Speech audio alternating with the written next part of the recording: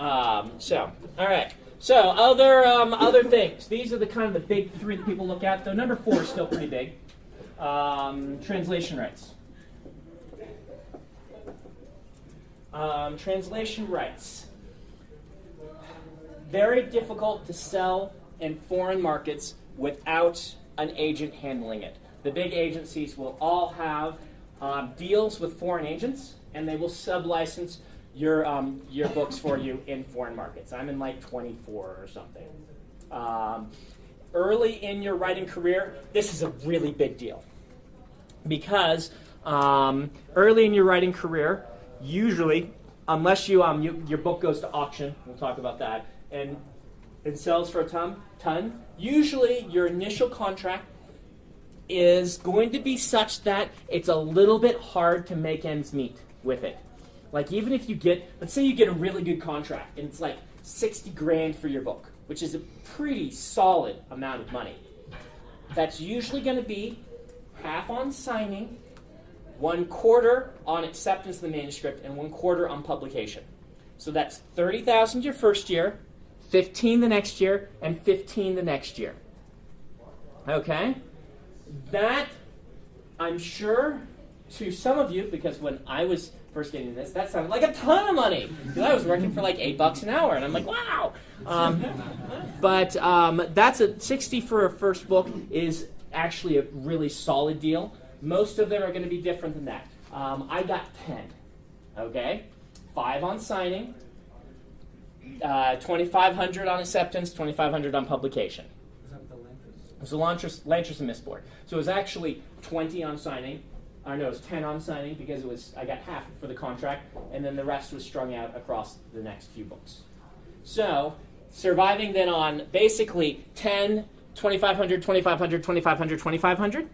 That's not very much money, even if you're a single dude living in your friend's basement, as I was. The 10 sounded fine. After that, they got a little sketchy. However, a lot of these translation rights can be decently lucrative. I think initially, my agent then took it and sold like Spanish rights, and that was like $1,500, and then sold Russian rights, and that was $1,500, and then sold like German rights, and that was actually like $2,500, and things like this. And most of these, are paying out either half on signing, half on publication, or just all on signing. And so you get a dozen of these, and they each pay you $500, and you're doing all right suddenly. And if you're in the $60,000 range, suddenly they're, instead of paying you $500 on signing, suddenly you're getting like $1,500 to $2,000.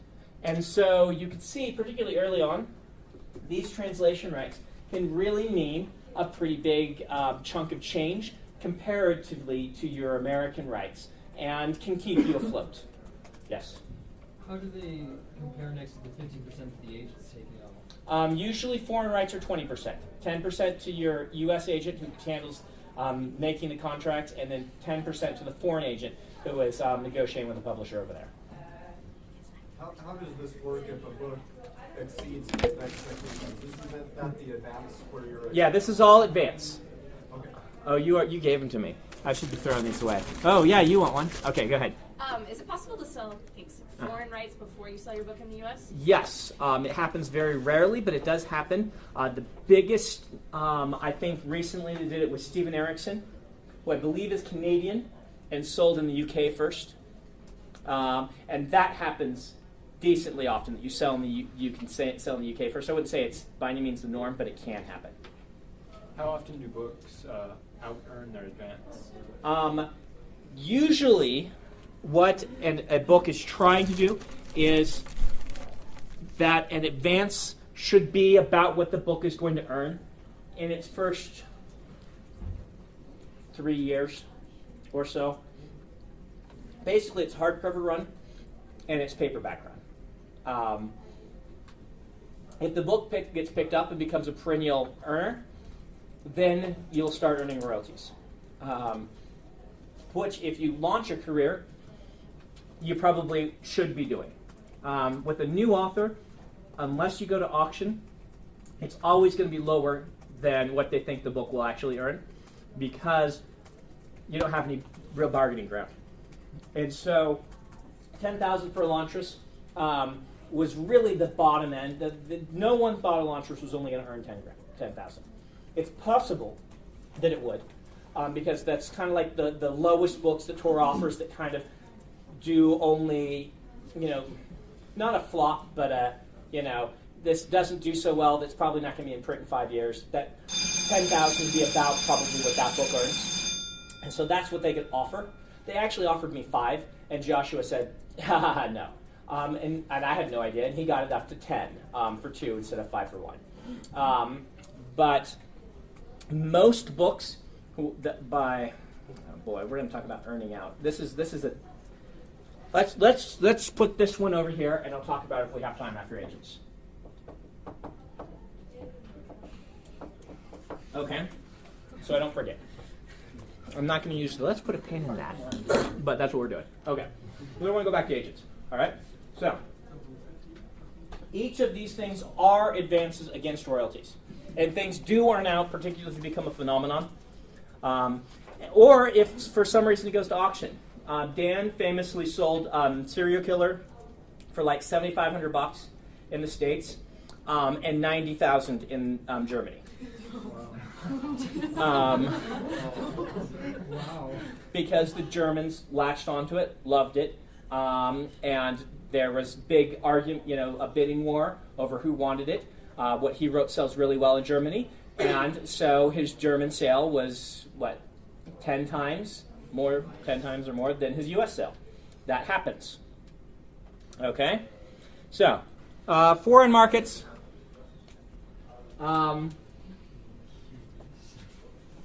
Just so you know, and if you have any angle, you can work with some of these. The biggest, by far, is what we call North American. It's everything you would assume it includes, plus the Philippines. For whatever random reason. Because the Philippines used to be a U.S. protectorate or whatever it was, and so it got grandfathered in North American English rights. Okay? The second biggest is what we call World English.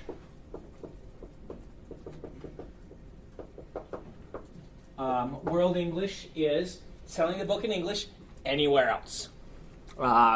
Basically, this is going to mean the UK and Australia, but also India. Could be a fairly big thing, but also any English language bookstore in Europe is being supplied by the World English rights holder, which is usually the UK publisher. So if you go to Amsterdam, there's a nice English language bookstore right on the dam, and it's all the UK editions. They did have some American editions, but it's mostly just the UK editions. So that's pretty big. Next in line, and these two can actually flop as you've seen, is German.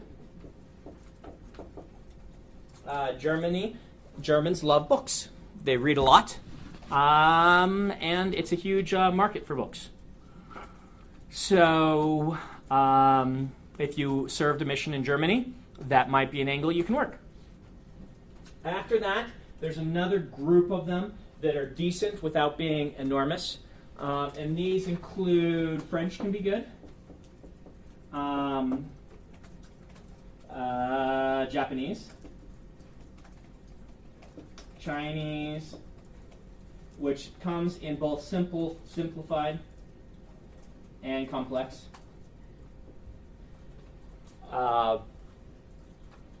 Usually, rights for Taiwan are separate from rights from mainland, and that's kind of how they go down, because mainland uses simplified and Taiwan uses complex. But Hong Kong also uses complex, as I understand. So it gets kind of sticky in the Chinese rights. Who else can be big? Spanish are tiny. Sorry.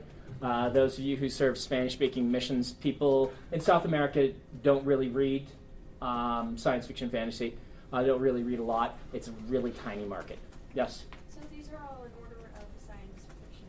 science fiction. I don't know a lot for other markets, but this is basically for fantasy. That's how I'm doing it. The thing is, fantasy is one of the best-selling worldwide markets. If you guys watch movies, if you pay attention, you'll see that a fantasy film that flops in the States will often do still fantastically overseas and will often save the fantasy film. Fantasy, this is one of the places where we dominate, is for some reason, fantasy novels do translate very well.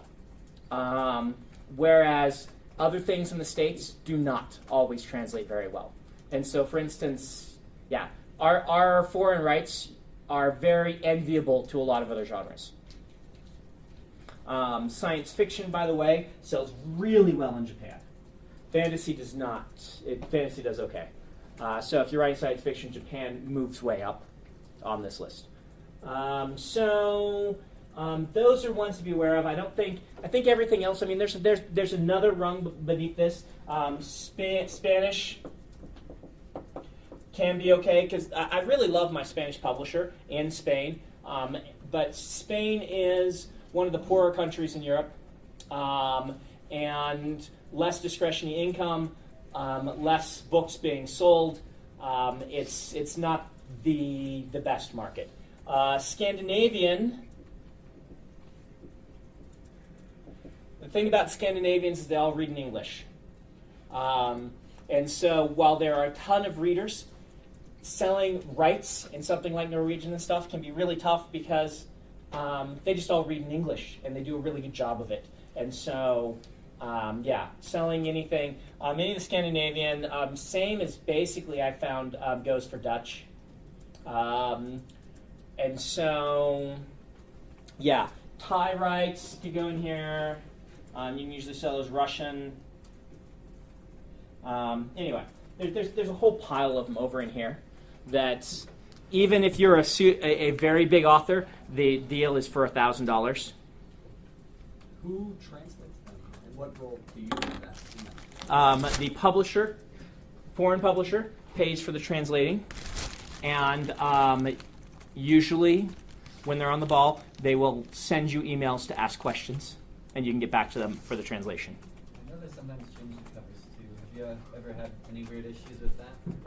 No, because they basically are going to do what they want to do, and it would be too hard for me to say no. I know the U.S. fantasy market really well. I can say what a bad cover is here. I can't say what a bad cover in Turkey is, because I don't know what works for that culture. So all of my Japanese ones are all manga style, the covers. Which they're interesting to look at, but I'm like, huh? Elantris was even illustrated. It had like 10 illustrations, all of manga-style illustrations. Do they send you copies of all those books? They're supposed to. They don't always, but they're supposed to. So, yeah. So if you were going to do this yourself, you'd have to contact the foreign publisher, and Yes. And I'm guessing they have someone that speaks English and all that. Yeah, usually because they're going to be doing things in translation, but they read and write it better. I don't know of anybody who does this themselves. The authors that do their own just don't sell foreign rights, usually. Or the big author I know that does his own is Lee Modesitt, who was an attorney and a lobbyist and really shrewd contract negotiator, has an agent for foreign rights, only does his English language himself. So even if you go your own route, doing this on your own is really tough. So good luck. I'm sure there's someone out there who does it. But you basically have to go to London Book Fair and probably Frankfurt Book Fair every year and be meeting the publishers because that's where they meet. Probably going to the one in Taiwan every year too, or Japan. So the amount of money you would put into flying to meet all these people would negate what you'd earn, which is why people just don't do it if they handle it themselves. Okay?